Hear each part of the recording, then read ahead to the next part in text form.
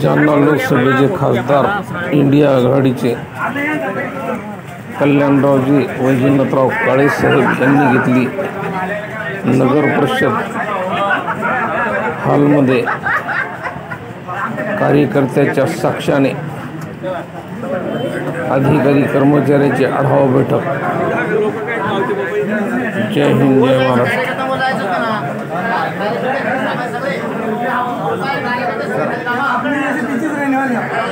सन्माननीय काळेसाहेब यांचं आगमन होताच नगर परिषद राजाभाऊ देशमुख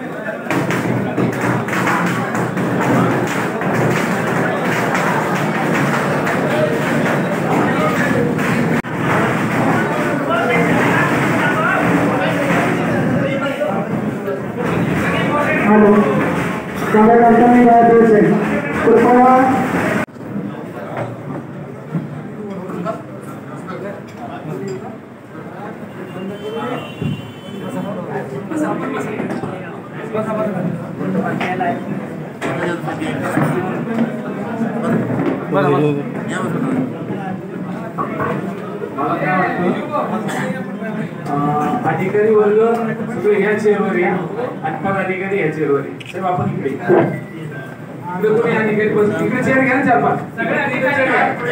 साहेब चला आगे चलते इकडे पुढे घ्या। ये क्या आगे बैठने का बोलते हैं मुश्किल है। खासदार कल्याणकारी सगळ्यांनी जोडण्यात आले या ठिकाणी त्यांचं स्वागत या तालुक्याचे तहसीलदार बनकर साहेब हे डॉक्टर खासदार कल्याणकारी सगळ्यांचं स्वागत करते।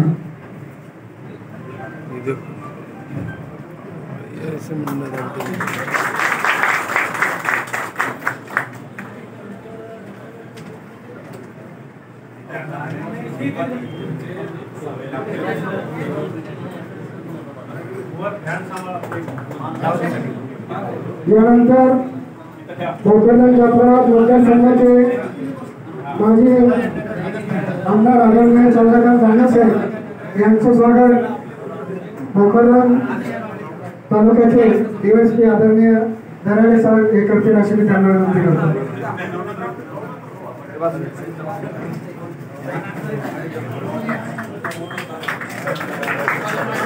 नाना पाटील वारे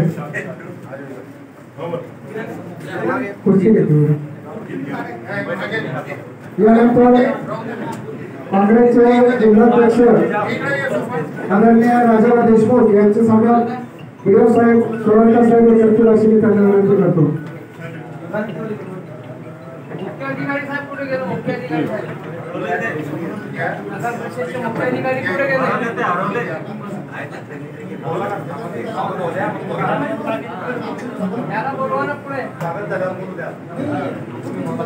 यानंतर बदनापूरचे आमदार आदरणीय बबलूजी चौधरी यांचं स्वागत सागरकर सर हे करतील अशी मी त्यांना विनंती करतो।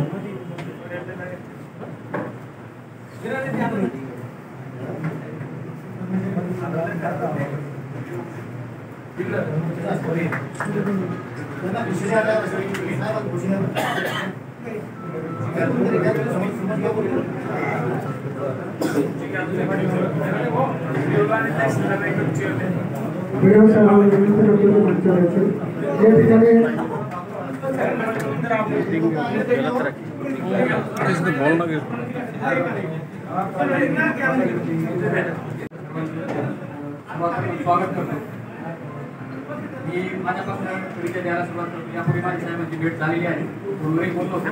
प्रत्यक्षात यातल्या बऱ्याचशा अधिकाऱ्यांची साहेबांचा प्रत्यक्ष परिचय नाही. या बैठकीचा उद्देश हा तोच आहे. मी संतोष बनकर, तहसीलदार भोकरदन.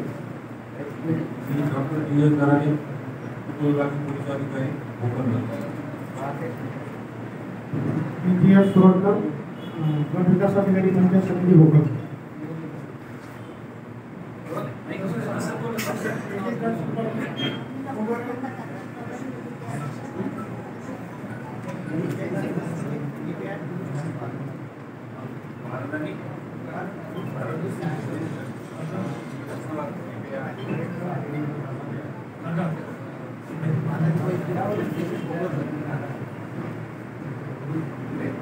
एकच मिनिट, मोबाईल सगळे सायलेंट मोडवर करा आणि आप सब सायलेंट.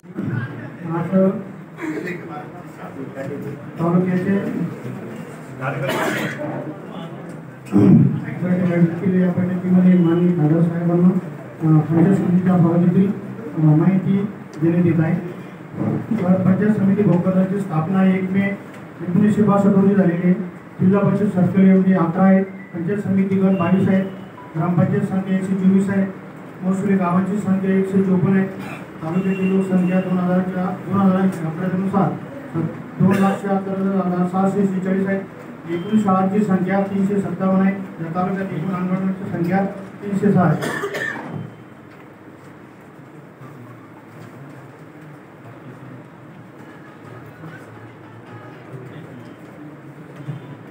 तर या पंचायत समिती अंतर्गत 171 कर्मचारी आहेत.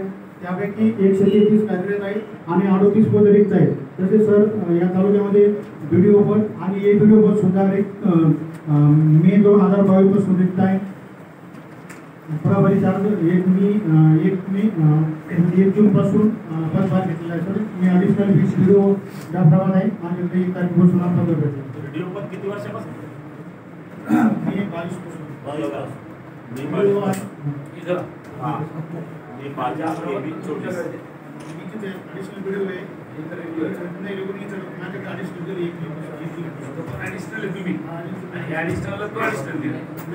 माझी रेग्युलर पोस्ट रेग्युलर का पोस्टिंग हे व्हिडिओ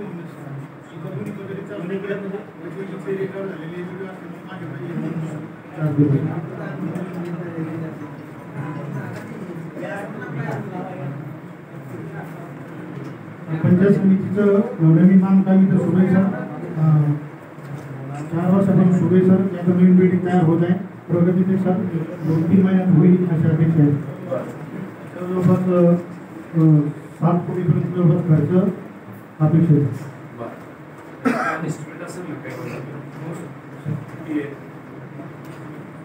सर 490चं एस्टिमेट सर पहिला आणि 2 कोटीचं खरेदी करतो. 490 आणि 2 कोटी. मला आपल्या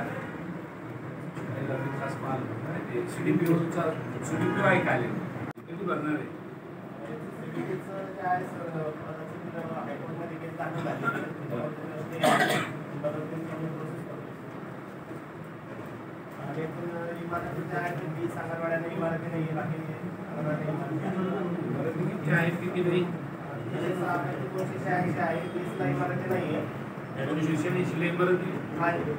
नव्या काही मोडकळी झालेल्या सगळ्या नव्या गोऱ्या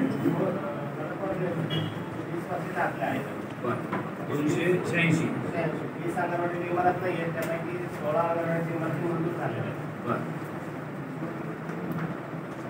16 मंजूर. बाकीच्या 4 प्रस्ताव पाठवलेले. पुढे शहरात किती अंगणवाडी आहेत?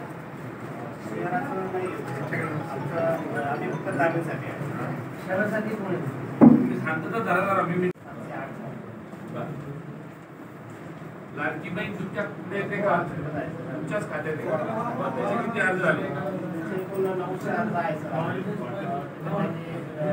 5 ऑनलाईन झालेले आहेत.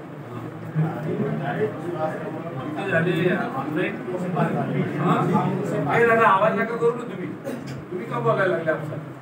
हा बोला. ऑनलाईन किती झाले? 305 झाले. 900 बरं.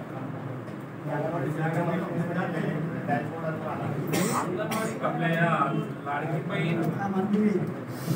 लाडकी बहीण योजनेला कॉर्डलेस माहिती पाहिजे. कॉर्डलेसच पाहिजे, तर त्याचा काय उपयोग नाही. बाहेरचं काय करणार? लाडकी बहीण योजनेला काय अटी शर्ती आहे? वयाची अट आहे 21 ते 65 वर्ष. होय. 21 ते 65. 21 ते 65. बरं. उत्पन्नाची अट आहे तर 2,50,000च्या आत उत्पन्न. उत्पन्न 2,50,000 रुपयाच्या आत. 2,50,000. किंवा उत्पन्नाला अजून आहे की केसरी किंवा पिवळं रेशन कार्ड असत त्यांना उत्पन्नाचं केसरी किंवा पिवळं कार्ड ज्याच्याकडे असेल. पिवळं किंवा केसरी असलं तर उत्पन्न प्रमाणपत्राची आवश्यकता आहे. बरं. एका घरात 5 महिला असेल तर 5च्या 5ला देता का? जर कुटुंब वेगवेगळे असेल तर एकत्र कुटुंब असेल तर कुटुंब असेल तर मग एकाला देता येईल सर. एकाला देते? एका विवाहित एकाला देते का दोनला देते? एक त्याच्यामध्ये असं दिलंय सर की त्यांच्या नावाचं कुटुंब आहे त्यांच्या पत्नीला आणि एका अविवाहित मुली. एका घरात किती? 2 देता येतात? 2 देतात. एक म्हणले ना बंधू बंधू. कुटुंब वेगवेगळे असेल तर मग उत्पन्नाचे प्रमाणपत्र आणि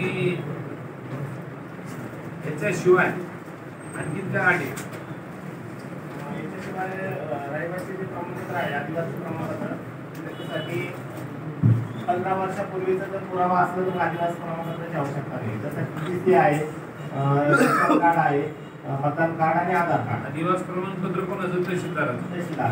तुरंत ते सांगतील आमच्याकडे नाही कॉपी आणि खोटी दिली म्हणून सही शिक्का मारून देतात.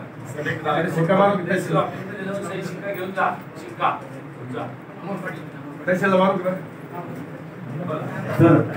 जिल्ह्यातील भोकरदन तालुक्यातील बुलढाणा धाड मावळा बोरखेडा वडगाव परंदरा साबळे नळणी खुर्द ते रामा 216 रस्ता रामा 227 किलोमीटर 6100 ते 6800 मध्ये रुंदीकरणासह सुधारणा करणे. हा डांबरीकरण 200 ऍक्च्युअली 26 आहे ते प्रिंट मिस्टेक यामध्ये 226 झालेले. रामा 226. सर ऍक्च्युअली हे टोटल रस्ता शिल्लक 7 किलोमीटर आहे, परंतु आपल्या एस्टिमेट मध्ये सदरील रस्ता 2.5 किलोमीटर बसलेला आहे. रक्कम याची प्रशासकीय मान्यतेची 5.5 कोटी आहे. काम सुरू आहे? नाही, हे काम सुरू केलेलं नाही आहे. एक काम आहे. दुसरं काम सर जालना जिल्ह्यातील भोकरदन तालुक्यातील जळगाव सपकाळ ते हिसोडा पारत दामणगाव रस्ता किलोमीटर 367 ते 370 मध्ये सुधारणा करणे. हे पण डांबरी रस्त्याचंच काम आहे सर. हे ऍक्च्युअली 3 किलोमीटर काम आहे. 2,90,00,000 याची प्रशासकीय मान्यता अमाऊंट आहे. त्यानंतर याच रस्त्यावर सर जालना जिल्ह्यातील भोकरदन तालुक्यातील जळगाव सपकाळ ते हिसोडा पारत दामणगाव रस्ता किलोमीटर 139,800 ते 145,800 व 146,300 ते 147,800 मध्ये सुधारणा करणे. याची रक्कम आहे सर 8.5 कोटी. सध्याची तिथे प्रगतीत आहे. हा. त्यानंतर सर आपल्याकडे प्रमुख जिल्हा मार्ग काही मंजूर आहेत. आपल्याकडे पूर्ण 19 प्रमुख जिल्हा मार्ग मंजूर आहेत. त्यामध्ये 9 प्रमुख जिल्हा मार्ग कामे प्रगतीत आहेत. तर 10 कामे आपल्याकडे अद्याप सुरू केलेली नाही. 19 सध्या सुरू आहेत आणि 10 कामे अद्यापपर्यंत सुरू केलेली नाही आहेत.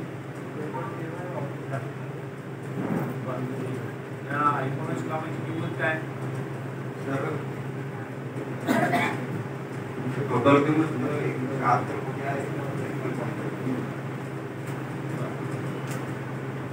आणि आपल्याकडे नॅशनल हायवे काम सुरू आहे का? सर नॅशनल हायवे हे सेपरेट स्वतंत्र डिपार्टमेंट आहे.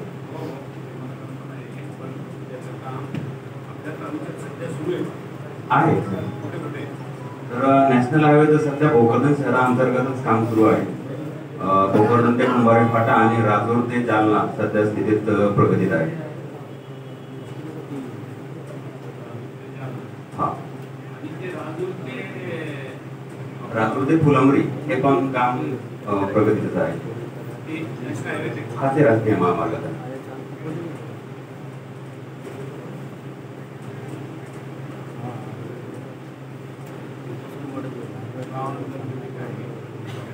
भोकरदन ते कुंभारी असं आहे का? हा भोकरदन ते कुंभारी फाटा आणि राजूर ते जालना असं एक भोकरदनला ते रस्ता कुठपर्यंत मिळतो? महाराजांच्या पुतळ्याजवळ आहे का इकडे सिल्लोड रोडला जाऊन भेटतो?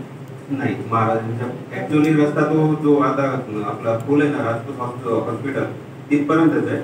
पण समजा आता ते कॉन्ट्रॅक्टर नाही करतात त्यावर काही कल्पना नाही समोर. हा पण ते करता वेळेस त्यांचे ते बैठक वेळेस समजलं होतं की ह्याच्यापर्यंत करणार आहे ते महाराजांच्या पुतळ्यापर्यंत.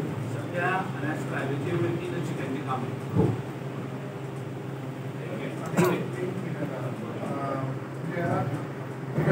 पूर्ण काम प्रगतीत आहे समजा. एक 4 काम प्रगतीत आहेत, 38 काम आहे. किती 45 काम आहे सर. त्यापैकी 38 कामं तर आमची सुरू झालेली नाही, 4-5 कामं सुरू आहेत.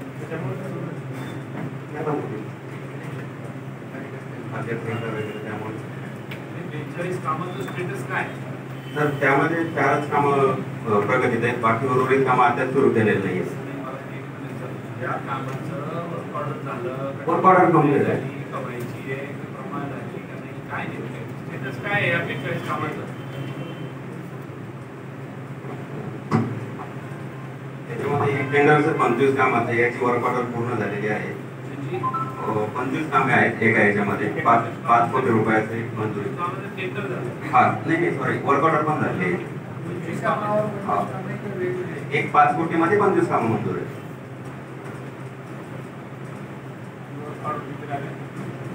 वर्क ऑर्डर तर फक्त एक शेवटच्या याची राहिली फतेपूर्व आणि पंचायत समिती याच्यामध्ये 11 कामे आहेत 9,50,00,000 एवढी किंमत आहे. याची वर्क ऑर्डर राहिली, बाकी पूर्ण वर्क ऑर्डर झालेले आहे. कामाची किंमत आहे एकूण 35.75 कोटी 10 कोटी रुपये 10 कोटी रुपये त्यामध्ये. तिथे सगळी कामं यावेळी शिरूरमध्ये रस्त्याचीच घेतलेली आहे का? कुठले काम? रस्त्याचे जास्तीत जास्त सिमेंट काँक्रीटचे सिमेंट कॉन्क्रीट असतात.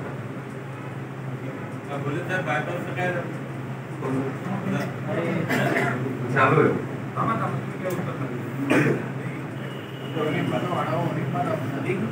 त्यांचा प्रश्न आहे लिंक रोड तुमच्याकडे आहे का? हो नाही actually ते दुसरा प्रश्न विचारताय. त्यांचं म्हणणं आहे की संपादन जे बायपासचं होणार आहे त्याचं काय झालं तर ते SDM ऑफिसमध्ये प्रगती आहे सध्या. बायपास पूर्ण शहराला आहे. याचे 2 आपले राज्यमार्ग आहेत जे की आपलं भोकरदन जालना आहे आणि सिल्लोड रस्ता याला कनेक्टिंग आपला रोड ते सिल्लोड रोड असं म्हणणार ना? असा एवढाच बायपास आहे हो. आणि इकडचा दुसरा नाही का? नाही दुसरा तर ते काम अंतर्गत आहे त्यांचं त्याला एवढा असाच बायपास असा नाही नाही नाही नाही. याचं काय स्टेटस या रस्त्याचं? याचं तर आपण तिथं परिशिष्ट 16 बनवलंय मोजणी वगैरे केले. संपादनाची कारवाई चालू आहे. हा SDM साहेबांनी संपादन झालं नाही मोजणी वगैरे झाली.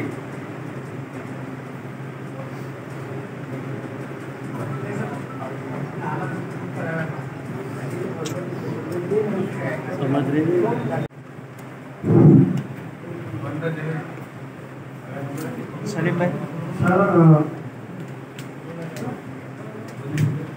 2015-16 ते 24-25 या कालावधीपर्यंत आपल्याकडे वैयक्तिक सिंचनाची फक्त 74 मंजूर झालेले आहेत. 2015-16 ते 24-25 या कालावधीमध्ये 74 वेळी मंजूर झालेले आहेत. 24-25 किती वेळी मंजूर झाल्या? 74. आणि सर 4 नोव्हेंबर 2022 शासन निर्णयानुसार आता नवीन जे आलेलं आहे त्याची 4 लाखाची तरतूद केलेली. पहिले 3 लाख होती, आता 4 लाख केली. तर या मागच्या वर्षी शासन निर्णयानंतर मला हे विचारायचं की याच्यामध्ये अर्ज किती दाखल झाले? सर आपल्याकडे 8,397 ऑनलाईन अर्ज झालेले आहेत. 8,397 अर्ज. हो. त्याच्यापैकी 74 वेळी मंजूर आहे. नाही ह्या अगोदर झालेले सर, याच्यात नाही. हे आता पुढच्या सुरू केले. ग्रामसभेची मीटिंग घेतलेली. ग्रामसभा घेऊन प्रस्ताव तयार करून पंचायत समितीला सादर केले. सार्वजनिक या मंजूर मंजूर झाल्या त्या वैयक्तिक ठीक आहे. आता मला सांगा या 8,397 चे अर्ज किती दिवसापासून आपल्याकडे आलेले? सर हे अर्ज आपल्याकडे नाही आलेले, हे गव्हर्नमेंटने मागच्या वर्षी ऑनलाईन सर्टिफिकेट काढलेलं होतं, त्याच्यावर हे सगळे ऑनलाईन केले. अरे तुमच्याकडे नाही आले मलाही कळतं, ऑनलाईन केलं हेही कळतं. आकडा आला ना तुमच्याकडे? मग आकडा कधी आला? 5 वर्षांनी आला का 10 वर्षांनी आला? 3 महिन्यापूर्वीचा विषय सही 2-3 महिने लोकसभेच्या अगोदरच्या 5 वर्षापासून ऑनलाईन अर्ज घेऊ लागले विहिरीचे. तुमच्या तालुक्यात कसे नाही आले ऑनलाईन अर्ज? सर या ॲप हे नंतर सुरू झालं सर. नाही सर, ऑनलाईन अर्जाचा ॲप आता सुरू झालं. कधी सुरू झाला त्याचं GR आहे तुमच्याकडे? हो सर. द्या दाखवा. काही बोलतात नाही खरंच मला काय कळलं खरं कोणतं सांगता सर याच्यापैकी अर्ज ठीक आहे. आता जाऊन त्याच्यावर मी सविस्तर नंतर बोलतो. ठीक आहे सर. 8,397 अर्ज भोकरदन तालुक्यातून आले, बरोबर आहे? मग आता याला मान्यता कधी देणार आहे आपण? सर याची आता आम्ही ग्रामपंचायती ग्रामसभेची बैठक घेतली. ग्रामसभेची मान्यता घेऊन प्रस्ताव आम्ही तात्काळ मागणी केली. मग पहिले ग्रामसभेमध्ये मान्यता दिली नाही का? ज्या लोकांनी अर्ज भरले त्याला ग्रामपंचायतीची मान्यताच आहे. आणि सर आपण डबल मान्यता कशासाठी घेऊ लागले? प्रस्ताव आमच्याकडे ग्रामसभेतून प्रस्ताव सुरू झालेला असेल तर काही अडचण नाही सर. ग्रामसभेत मान्यता झाली असेल तर त्याला काही अडचण नाही. नाही एक लक्षात घ्या, जे अर्ज भरले ना ते ग्रामपंचायतीची संमती घेऊनच भरलेले आहे. त्यांच्याकडून नाही सर हे ग्रामपंचायती वैयक्तिक लोकांनी भरलेले. हो बाबा, पण त्यांनी ग्रामपंचायतच्या मीटिंग मध्ये ठराव घेतलेला आहे त्यांच्या नावाचा. हे समजलं मी तुम्हाला? बरोबर आता मला ऐका ना व्हिडिओ साहेब, मला या वेळी मी फक्त मीटिंग लावायची म्हणलो तर लगेच पेपरला बातम्या आल्या तुमच्या की आम्ही पण विधी देणार आहे. मग इतके दिवस काय झोपले होते का? प्रशासन इतके दिवस का नाही दिला तुम्ही विधी? ते घरातून देते, ते घरातून शासनाकडून देणार होते का तुमच्या घरातून देणार होते? त्याच्या घरातून.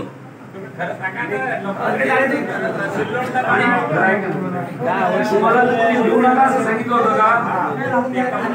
तुम्हाला ऐका ना, तुम्ही बोलतो काय काळजी करू नका. तुम्ही आलाय तुमच्या पाठीवर खंबीरपणे उभं राहायला. तुम्हाला तसं काही दडपण होतं का? दर्पण नव्हतं सर. तुम्ही शांत बसा, मी बोलू नको ना.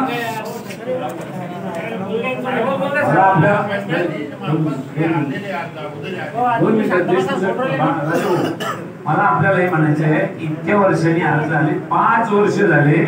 आमच्या प्रत्येक तालुक्यामध्ये लोकसभा जालना मतदारसंघात 100, 200, 500 पर्यंत विधी मंजूर झाल्या प्रत्येक पंचायत समितीत. भोकरदन पंचायत समितीलाच काय झालं होतं की 5 वर्षांनी एकही विधी मंजूर नाही. तुम्ही किती वर्षापासून भोकरदनला? 24 याच्या आधी कोण होतं? रिटायर झाले सर. बरं, तुम्ही का नाही केलं? मग 1 वर्षापासून तुम्ही आहात तर एक महिना झाला. 1 जून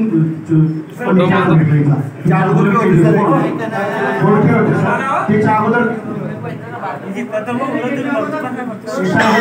माझ्याकडे काही दिवस चालत होता सर. आता आले मुद्द्यावर. तुमचं काय म्हणणं आहे? तुम्ही केलेली कारवाई योग्य वाटते तुम्हाला? 5 वर्षात एक वीर दिली नाही तर मग मी तुम्हाला पुरस्कार तरी द्यायला सांगतो सरकारला. समर्थन करू लागले पुन्हा. मग काय बोलायला लागले तुम्ही? नाही साहेब ऑनलाईनचा आताच ऍप आलं, नाही साहेब ते असं झालं. याचा अर्थ काय? तुम्हाला विधी दिलं नाही त्याचं समर्थन करायचं आहे का? मग कसं बोलू लागले तुम्ही? तुमच्या काळात एखादी वीर मंजूर केली का तुम्ही? का नाही केली? याच्यापूर्वी पण तुमच्याकडे ऍडिशनल चार्ज होता असं तुम्हीच बोलले ना. मग डायरेक्ट केंद्रीय मंत्र्याला फोन लावा म्हणते त्यांची भाषा ही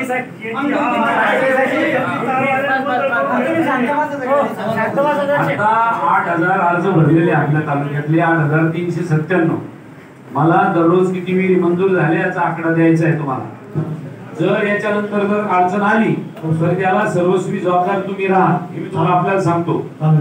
हा नाही तर परत तुम्ही म्हणू नका की साहेब माझी तक्रार व्यक्तिगत केली तुम्ही म्हणून. हा ते पण सांगून देतो तुम्हाला. आणि आता बातम्या द्यायला लागले तुम्ही आम्ही आता सगळ्यांच्या विधी मंजूर करणार. इतके दिवस काय झोपले होते का?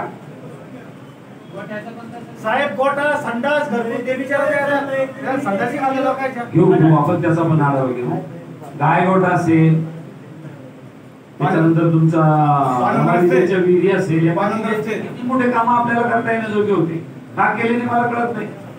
मातोश्री पांधन मुक्ती होती, फळबाग योजना होती. मला फळबाग योजनेमध्ये जिल्हा परिषदेच्या मध्ये योजना सांगितली नाही आणि भाऊसाहेब फुंडकर नावाची योजना आहे ती पण सांगितली नाही तुम्ही. तालुका कृषी अधिकारी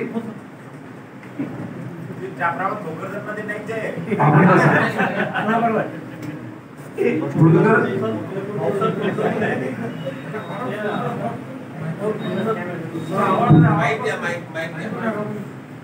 आपले गाव पोखरामध्ये किती बसलेले?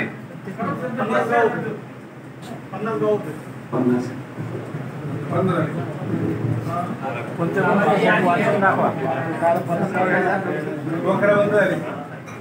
हे पंजाबराव भाऊसाहेब फुंडकर योजनेत किती आहे? सर भाऊसाहेब फुंडकर योजनेमध्ये 1320 अर्ज निवड झाली सर.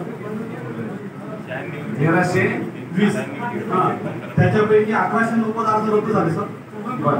1320 अर्ज आले कशाचे? फळबाग योजने. वेगवेगळ्या फळात. हा 1320 अर्ज आले, त्यातले काय झालं?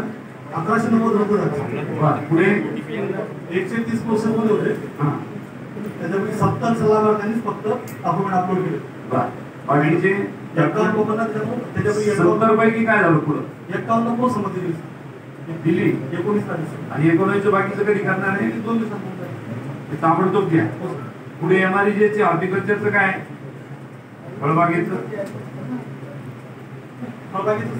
अरे दादा, भाऊसाहेब फुंडकरला बहुभूत हक्कातून मिळते, एमआरईजेस मधून अल्पभूत हक्काला मिळते. आणि मला सांगावं लागेल का एमआरईजेचा रिपोर्ट कोणाला मिळेल? मग त्या प्रवासात कसे तुमच्या अधिकारी हो? तुमचा पंचायत समितीचा कृषी अधिकारी कुठे? पंचायत समितीचा कृषी अधिकारी व्हिडिओ साहेब, तुमचा कृषी अधिकारी कुठे? रागा नसल्यामुळे खाली थांबले.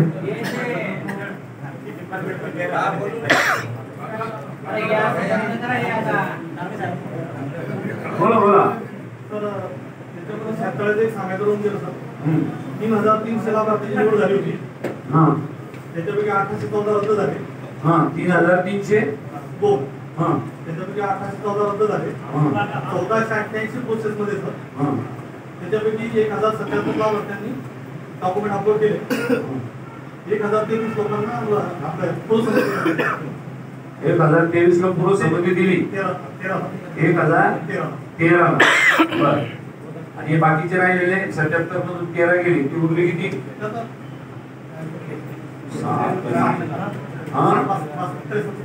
ते त्यांना कधी देणार आहे? 63 नाही 64 होते. त्याला कधी देणार आहे? ठीक आहे, चला पुढे. आता कोणतं डिपार्टमेंट राहिलं? तहसीलदार. आपण बोला. तहसीलदार साहेबांकडे माहिती आहे. पूर्वी त्याच्या पुनर्रचनेअंतर्गत 11 महसूल मंडळाची नियुक्ती करण्यात आली आहे. 48 सदस्य होते, नवीन 61 सदस्य निर्माण झाले आहेत. महसुली गाव 157 होते आपल्याकडे. आता जमिनीच्या नुसार 20 लाख वाडी गावाचं नाव आहे. तहसील कार्यालयामध्ये काय म्हणले तुम्ही, किती मंडळ आहे? आता सध्या 11 मंडळ आहेत. बर. 61 सदस्य आहेत. 63 आहे. 61. बर. 157 महसुली गाव आहेत. बर. आता एक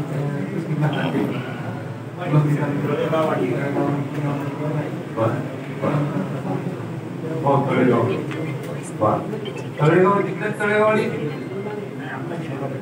तळेगावली मागे राहिली होती. बर, ठीक आहे. पुढे मग आता 157 होईल का?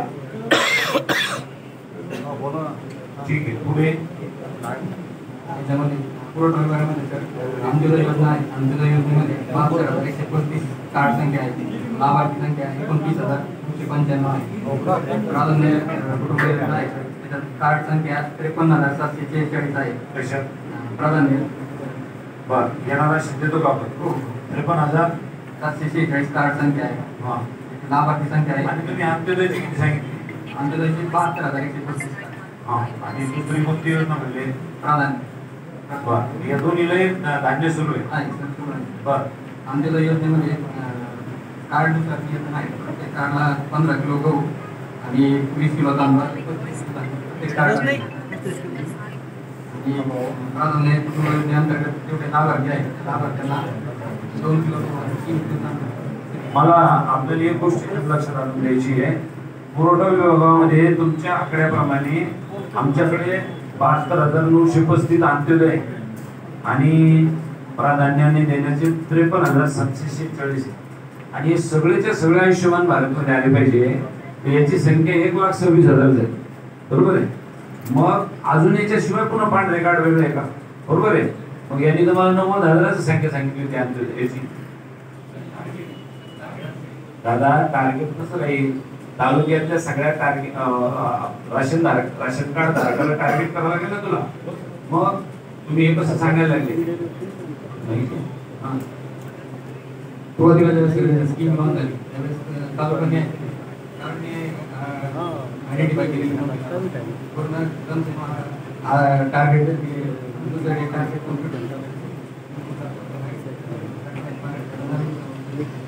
मग हे सगळ्यांनाच करावं लागेल. अरे दादा, हे बघ ना, 20,26,000 तर हेच झाले. सर्व पांढरे गाड्याचे गाडी केले तर किती होईल? सर मला तुम्ही आढावा द्या की नेमके तुमच्याकडे कार्ड किती आहे सगळे? सर याच्यात टार्गेट हा, सगळे जे कार्ड धारक आहेत सगळे सगळ्या लोकांनी नोंद करा असं म्हटलंय. ठीक आहे, चला पुढे.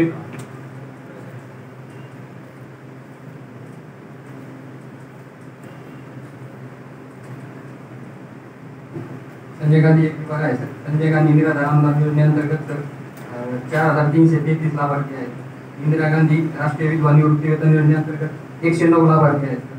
इंदिरा गांधी राष्ट्रीय दिव्यांग निवृत्ती वेतन योजनेअंतर्गत 28 लाभार्थी आहेत. संजय गांधी निराधार अनुदान योजनेअंतर्गत 315 लाभार्थी आहेत. संजय गांधी निराधार अनुदान योजनेअंतर्गत एसटी एक फॅक्टर आहेत 59 लाभार्थी आहेत. श्रावणबाळ सेवा एसटी मध्ये किती आहे? मध्ये फक्त इतके कमी कसे? आपल्या तालुक्यात एसटीची संख्या मोठी आहे. ठीक आहे. श्रावणबाळमध्ये सर्वसाधारण मध्ये 8,995 पडून आहेत. श्रावण मासचे संजय गांधी निराधारचे अर्ज किती पडून ते विचारा त्यांना. माझं उपोषण 15 तारखेला.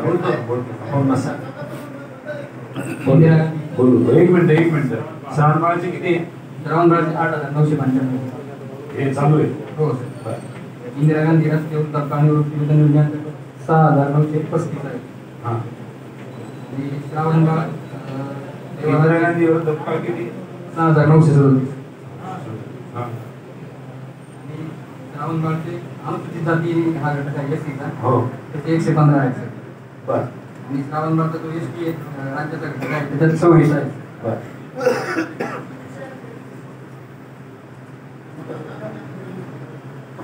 असे एकूण लाभार्थी किती आहे? सध्या सर 21,017 लाभार्थी आहेत सर. 21,017.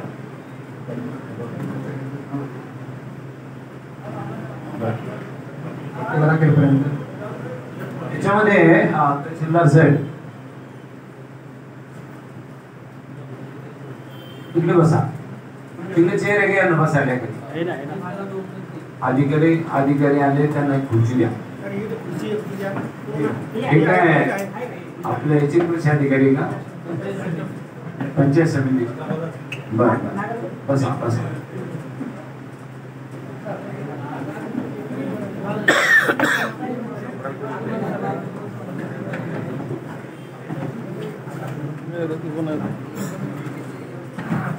श्रावणबाळ योजनेबद्दल मला आपल्याला म्हणजे संजय गांधी निराधार योजनेचा जो विभाग आहे त्याच्यामध्ये आपल्याकडे आता आज एकूण किती आलेले आहे प्रलंबित की ज्याला समितीने मान्यता दिली पाहिजे?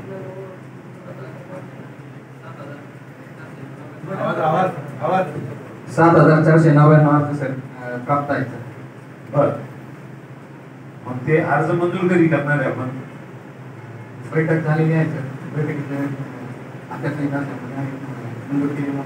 या बैठकीचा अध्यक्ष कोण आहे? बर, मग त्यांनी यावेळेला मंजूर केलेली संख्या, तुम्ही त्याचे सचिव असाल ना? हो सर. मग ते बैठक झाली, त्याच्यात किती मंजूर झाले? नाही सर, त्या टेक्निकली तपासलेले आहेत, मंजूर आहे. मला सांगा कधी मंजूर झाले, किती या महिन्यात मंजूर करून आणलं. लोकसभेच्या अगोदर यांनी काय केलं? पत्र वाटले सर. आमदार खासदार लोकांच्या बापलेकांचं पत्र वाटलं गोरगरीब लोकांना मतासाठी, आणि गोरगरीब लोक चक्रा मारतात तहसीलला, मागले मागले त्यांच्या आदेशाशिवाय काम नाही करत हे.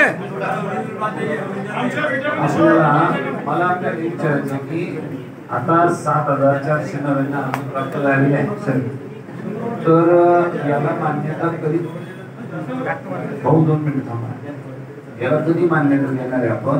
त्यामध्ये हाती बघा, कारण मला हे विचारायचं आपल्याला की या सगळ्या 7,000 लोकांची मंजुरी आपण देणार आहात का? नंबर 1, देणार नसेल तर का देणार नाही? 2, आणि दुसरी गोष्ट, तुमच्या तहसील कार्यालयामध्ये ठराविक माणसाच्या लोकांचा निरोप आल्यानंतर तेच प्रकरण मंजूर केलं जातं, अन्यथा आमच्यासारख्या एखाद्या सर्वसाधारण माणसाने दाखल केलं तर ते मंजूर केलं जात नाही. हा आक्षेप पूर्ण भोकरदन तालुक्याचा तहसीलदारांवर किंवा तहसील कार्यालयावर आहे. तर याच्यानंतर आपण तो अर्ज कोणाकडून स्वीकारतो? सीएससी सेंटर मार्फत ऑनलाईन केला जातो सर. हा, मग ऑनलाईन अर्ज केला जातो, तो तुमच्याकडे मिळतो. तर त्याची छानबीन करा आणि मीटिंग मध्ये ठेवा त्याला. मीटिंग मध्ये जर ठेवले, त्यांनी मंजूर केले तर उत्तम, नाही मंजूर केले तर आम्हाला कारण तरी कळत या कारणाने मंजूर केलं नाही म्हणून. त्याच्यात मंजूर आणि नामंजूर त्रुटी पण जर काही प्रस्ताव हा, काय म्हणले? त्याच्यात नामंजूर कळवा ना, ते कळवा. आता लक्ष्मीबाई शिवाजी गायकवाड, ऐका बसा बसा. लक्ष्मीबाई शिवाजी गायकवाड पेरजापूर, आता तुमचं कार्यालय बाजूला आहे, तुम्ही इथं आहे, याचं प्रकरण मंजूर झालेलं आहे का मला सांगता येईल? हा, व्हेरी गुड. म्हणजे आता तुम्ही जे खरं बोलले आज पहिल्यांदा, त्यांनी काय केलंय, एक पत्र आहे माझ्याकडं, हे पत्र आलेलं आहे, सगळं काळजीला करून सगळे घेऊन आलेलं आहे. लक्ष्मीबाई शिवाजी गायकवाड पेरजापूर, आपल्याकडे लिहा नाव लिहून घ्या. हे प्रकरण मंजूर आहे का? मंजूर झाला असेल तर त्या मीटिंगची तारीख, प्रोसिडिंगची कॉपी मला द्या. आणि मंजूर नसेल तर असं आमदाराला आपले लेटर पॅड लिहून पाठवता येतं का? ते त्या सभेचे अध्यक्ष आहे, आम्ही त्यांचा मान सन्मान करतो. पण मंजूर असेल तर उत्तम, नसेल तर मग ते योग्य नाही, याचा मला खुलासा आपल्याकडून करून द्यावा. मंजूर असेल तर आम्हाला आक्षेप नाही, उत्तम, चांगली गोष्ट आहे. पण आक्षेप पत्र जेवढे वाटले तेवढे सगळे पत्राची कॉपी आहे माझ्याकडे. आणि त्यांनी बाहेर काय पत्र वाटावे याला काही तहसीलदार जबाबदार नाही. पण तहसीलदाराने आता ते जर मंजूर नसेल तर त्याचं खरं प्रोसिडिंग द्यायला आमची तुमची जिम्मेदारी. खोटं देऊ नका, सगळेच मंजूर म्हणू नका, सब घोडे 12%. त्यांनी पत्र दिले, त्यांनी नावं टाकले, सगळेच मंजूर आहे असं म्हणता कामा नाही तुम्ही. नाही तर संजय गांधी निराधार योजनेमध्ये अनेक तहसीलदार सस्पेंड झालेले आहेत, अनेक लोकांना अडचणी आलेल्या आहेत. आपल्याला कल्पना आहे या सगळ्या गोष्टी. माझी आपल्याला विनंती राहील, जे मंजूर आहे ते मंजूर म्हणा, जे नामंजूर आहे ते नामंजूर म्हणा, नाही तुमच्यावर भीते, त्याची काळजी घ्या. आणि म्हणून मला आपल्याला पुढचं आपला हे घ्या, पुढचा टप्पा घ्या तहसील कार्यालयाचा.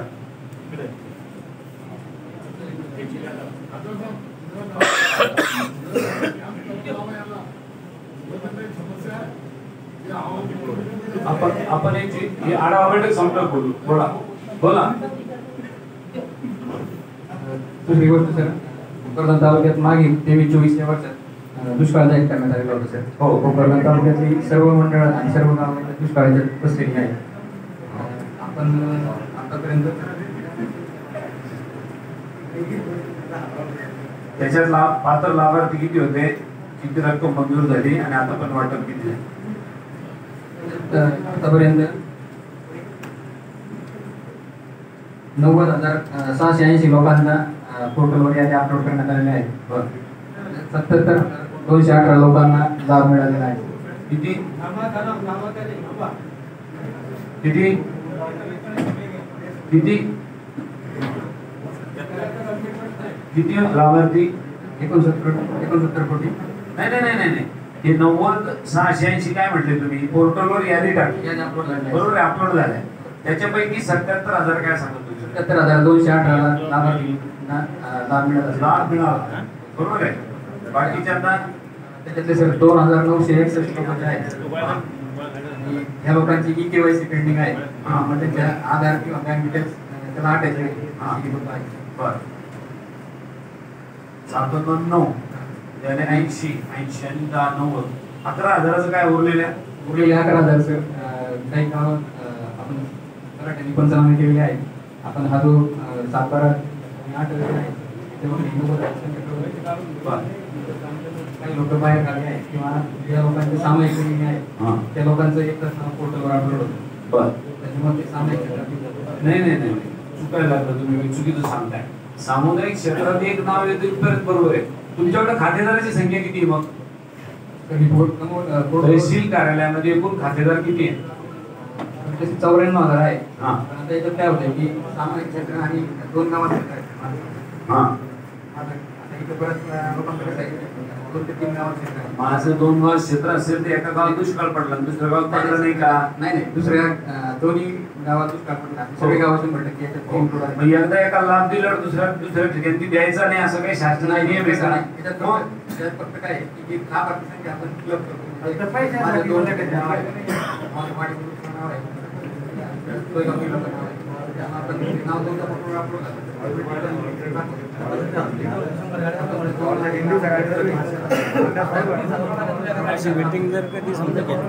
म्हणून तुमचं म्हणणं आहे का हे 77,000 झाले? पण ते कन्फर्म करा, आम्हाला व्हेरीफाय करून द्या. आपल्याकडे कोणाला ऐका जरा 2 मिनिट ऐका. आपण ते मोबाईल कशाला वर धरून बोलायला नंतर करून आपण चालवलं ना काय ते मला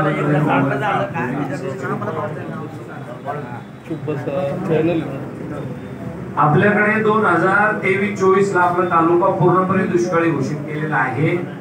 ज्याला अनुदान मिळालं नसेल त्यांनी तहसीलदार साहेबांकडे अर्ज करावा. मग तहसीलदार साहेब त्याची छानबीन करून सांगतील की काय नेमका प्रॉब्लेम. बरोबर आहे, ठीक आहे. पुढचा मुद्दा घ्या. आता नगर परिषद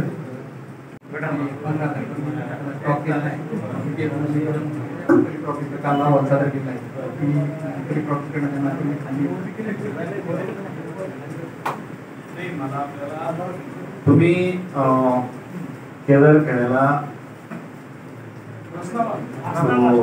वाळूचा घाट निर्माण केला, तिथं 15,000 वाळू निर्माण केली आणि ज्याला वाळू लागते त्यांनी तिथं अर्ज करून घेऊन जा. इथपर्यंत काहीच आमचं दुमत नाही, तुमचं खूप चांगलं काम आहे. परंतु आपल्या नदीतून सर्रासपणे राजरोज रेती चालली, दिवसाही चालली, रात्री चालली. तर आपल्या याच्यावर काही कंट्रोल नाही का? किंवा तुमच्या खात्यामध्ये हे येतं का नाही येत? किंवा याच्यावरचा ओरिजिनल कंट्रोल कोणाचा आहे? नेमकं काय? जरा मला याच्याबद्दल खुलासा करा. सर पद नियुक्त केलेलं आहे सर. महसूल आणि पोलीस विभागाची संयुक्त कारवाई वेळोवेळी केली जाते सर. आतापर्यंत तर मिळाल्यापासून नाही कारवाई काहीच करत नाही ते. ऐकून घ्या. हप्ता गेला माझी गाडी वरून घेतली. बाकी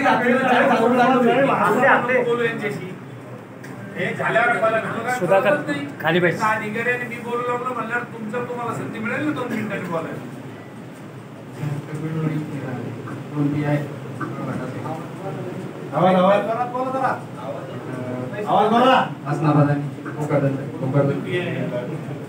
भोकरदनला वैद्य साहेब आहे. एक राजूर पोलीस हसनाबाद पोलीस स्टेशनला आयरे साहेब आहे. संयुक्त पथक आहे. कारवाया चालू आहे सर. आतापर्यंत मिळाल्यापासून सर 18 कारवाया झालेल्या आहेत. त्यामध्ये 18 कारवाया अंतर्गत एक 54 लाखाची दंड करण्यात आलेला आहे. त्यापैकी 47 लाख रुपये वसूल पण झालेले आहेत. 2 PCP आणि पुरेली हायवा आहे.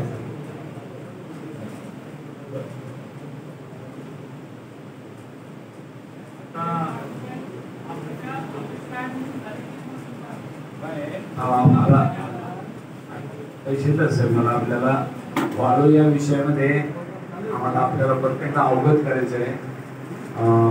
तुम्हाला विशेषतः हे महसूल खात्याचं मोठी जबाबदारी असलेलं काम.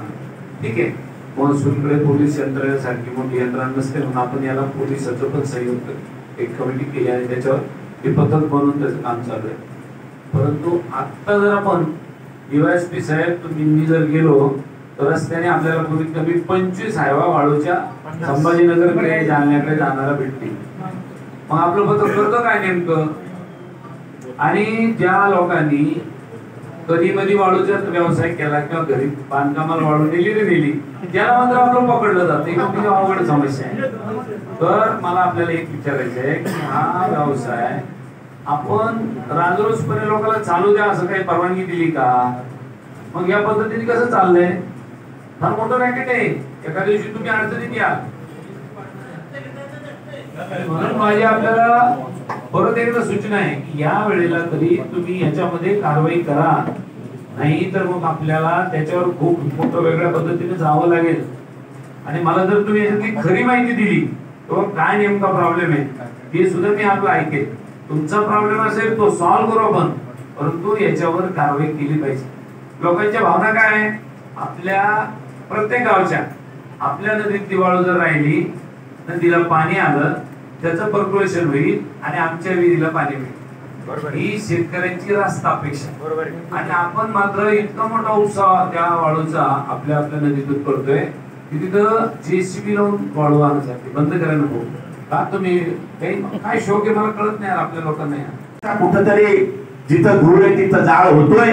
तो जाळ थोडा उशिरा झाला, पण आता त्यामध्ये आपण सर्व कर्मचाऱ्यांना सुधारणं गरजेचं आहे. त्यानंतर सगळीकडे तुमचे नंबर 2 चे धंदे चालू आहेत या तालुक्यात सगळीकडं. मला म्हणजे मी फार खाली ग्रास लेवलला काम करतो. माझ्याकडे दारू पिणारा, गांजा पिणारा, सरस पिणारा, व्यसनातला न व्यसनातला, चांगला वाईट फक्त रावसाहेब पाटील दानवे आणि संतोष पाटील दानवे बोलत नाही. त्यांचे सगळे मला बोलतात, सांगतात की इथं असं चालतंय. त्यामुळं त्याच्यातही सुधारणा डॉक्टर साहेब, माननीय खासदार साहेब, आता कल्याणराव काळे साहेब याच्यात होणं गरजेचे, ते नक्कीच होईल. त्यानंतर महत्वाचं नगरपालिकेचा सुद्धा विषय मांडला. या शहरामध्ये आपण राहतो भाऊ, खरोखर शिव जागेवर बसत नसतो. एक त्याला काय म्हणतात कॅडर बेस किंवा मग नैतिकता, ती नैतिकता शिवसाहेबांमध्ये नाहीये. अत्यंत सिनियरपणात काम करतात. अनेक जण तुम्ही त्याच्यात, मी तर फोनच करतो तुम्हाला, कोणी आलं तर काय वाघ साहेब तो रस्ता बघा, तुम्ही हाव म्हणता विसरून जाता.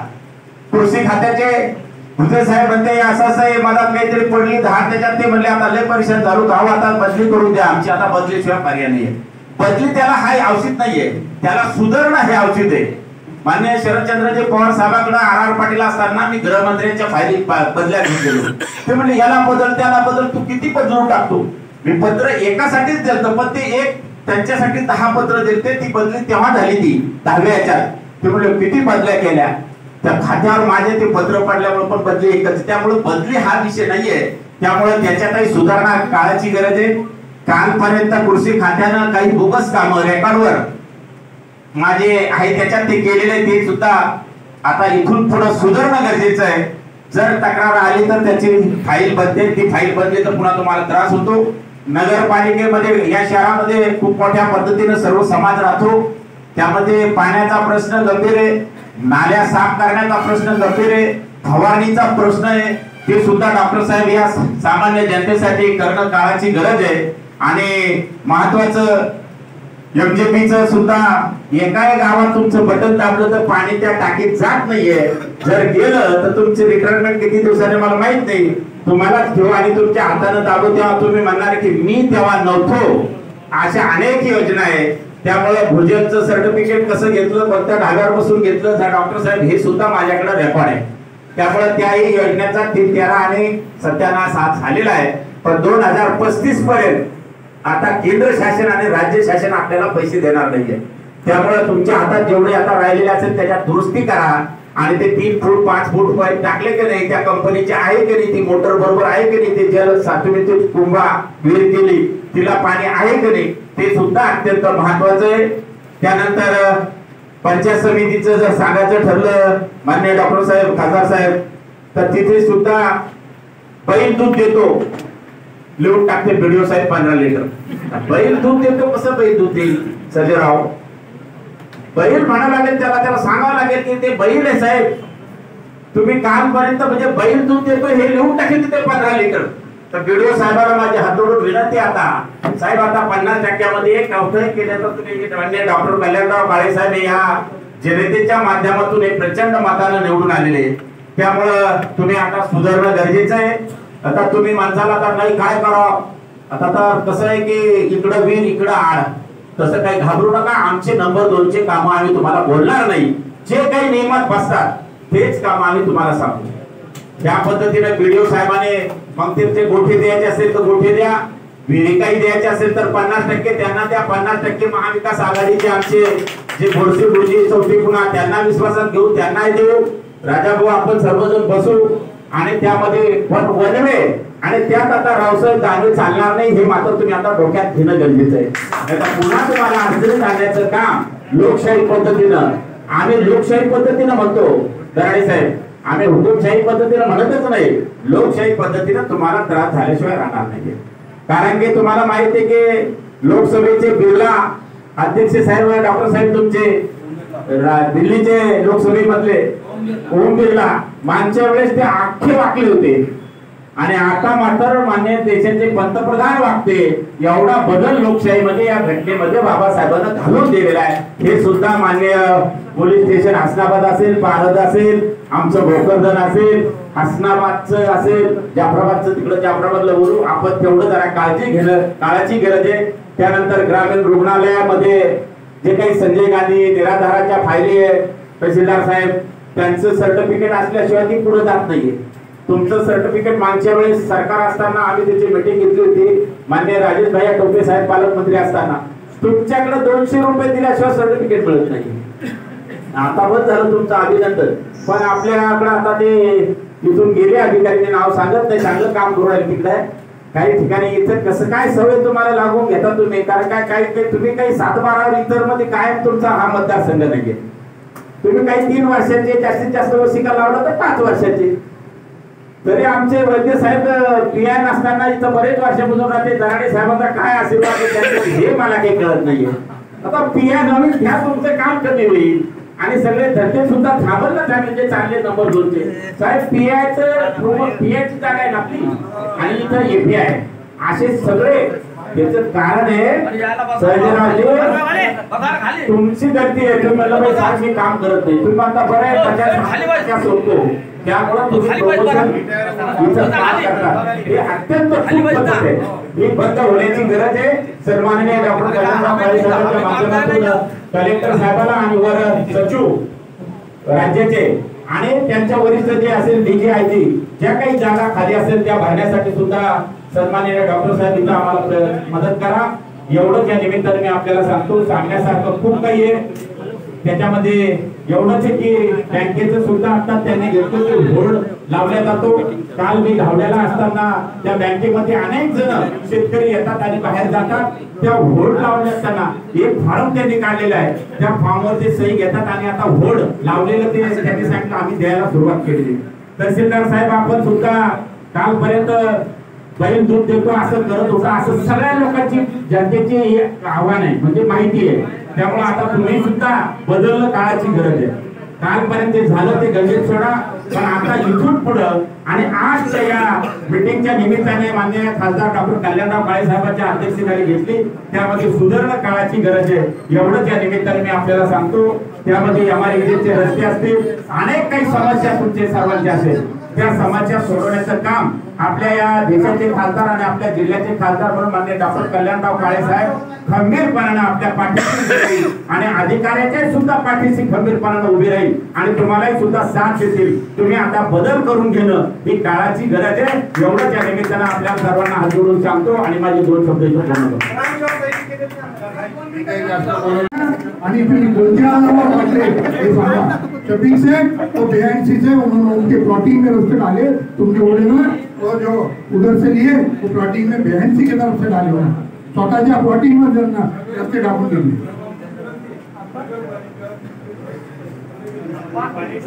हा लिहून घेतलं त्यांनी. एक मिनिट.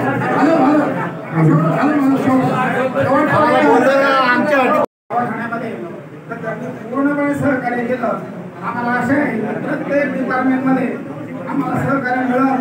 त्या गाडीच्या सर्व कार्यकर्त्यांना आपण माहिती द्याल. पूर्ण वेळ या लोकशाहीचे फळ जनतेला पोहोचू द्या तळागाळापर्यंत. मुद्दे बरेच आहे. आता नेमकी शिक्षकांची नेमणूक झाली, परंतु काही तज्ञांनी साक्षरता अभियान त्यांच्या मागे लावलं. म्हणजे नवीन शिक्षक रुजू झाले त्यांना लगेच पुन्हा साक्षरता अभियानाकडे राबवायचं. तर अशा पद्धतीने तुमच्या सल्ल्याने मी तारीख निश्चित करेन. मी म्हणेल ती तारीख पण करणार नाही. मी 4 तारीख दिली, तुम्ही म्हणजे 6 लागणार, आपण 6ला मीटिंग करू. परंतु पुढच्या वेळेला आल्यानंतर मात्र यानंतर येणाऱ्या लोकांची प्रश्नाची उत्तरं तात्काळ मिळाली पाहिजे याची काळजी घ्या. आणि बरेच प्रश्न आहेत, बरेच जण बोलायला निघालेले पण आहे, त्याचं आपल्याला ऐकायचं पण आहे. म्हणून आणि दुसरं विशेषतः खाते प्रमुखांनी सुद्धा आता आपल्या आपल्या पद्धतीने येणाऱ्या काळात नियोजन करायचे आहे. मी सूचना करण्याला फक्त एक प्रश्न विचारा आणि त्याचं उत्तर घ्या. आणि एक जण बोलत असताना दुसरं कोणी बोलू नका. बोला.